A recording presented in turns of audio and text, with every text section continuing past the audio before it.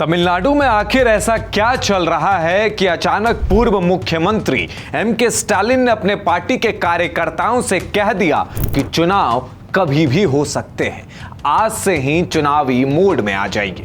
क्या राहुल गांधी सीएम विजय को धोखा देने वाले हैं? क्या स्टालिन को कोई ऐसी जानकारी मिल गई है जो आम लोगों को नहीं पता? क्या पर्दे के पीछे कोई बड़ा राजनीतिक खेल चल रहा है या फिर ये सिर्फ विपक्ष का मनोबल बढ़ाने की रणनीति है?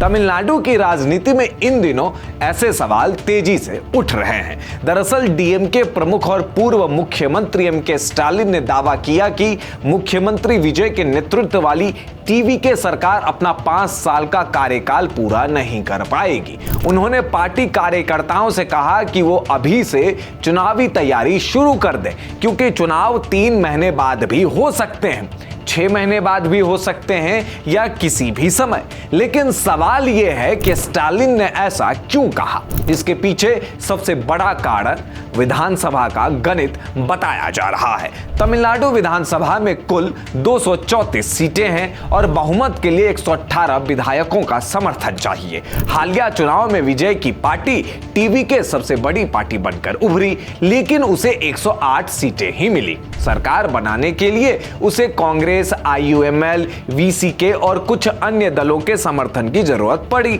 यहीं से राजनीतिक अटकलों का दौर शुरू हो गया।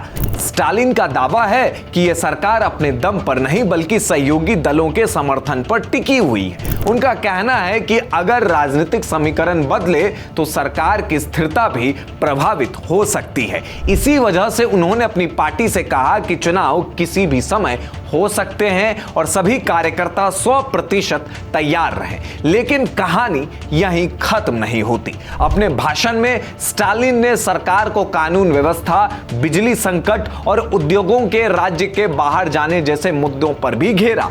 उनका आरोप है कि तमिलनाडु में कानून व्यवस्था कमजोर हुई है, महिलाओं और बच्चों के खिलाफ अपराध बढ़ रहे हैं और कई उद्योग दूसरे राज्यों की ओर रुख कर रहे हैं। इसी बीच एक और राजनीतिक घटनाक्रम ने चर्चाओं को और हवा दे दी।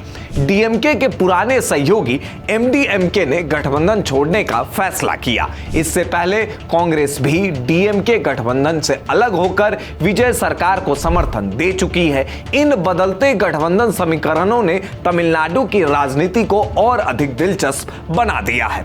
अब सबसे बड़ा सवाल यही है कि क्या स्टालिन सिर्फ अपने कार्यकर्ताओं का मनोबल बढ़ा रहे हैं या उन्हें सचमुच लगता है कि सरकार के सामने बहुमत का संकट खड़ा हो सकता है? क्या तमिलनाडु जल्द ही एक और चुनाव की ओर बढ़ सकता है या फिर यह केवल राजनीतिक दबाव बनाने की रणनीति है ताकि सरकार बचाव की मुद्रा में रहे?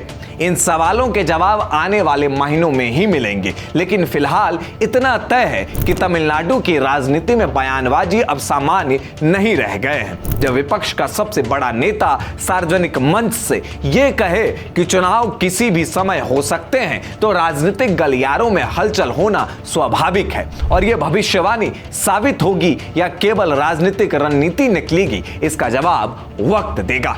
इस रिपोर्ट पर आपकी क्या प्रतिक्रिया है, हमें कमेंट बॉक्स में जरूर बताएं।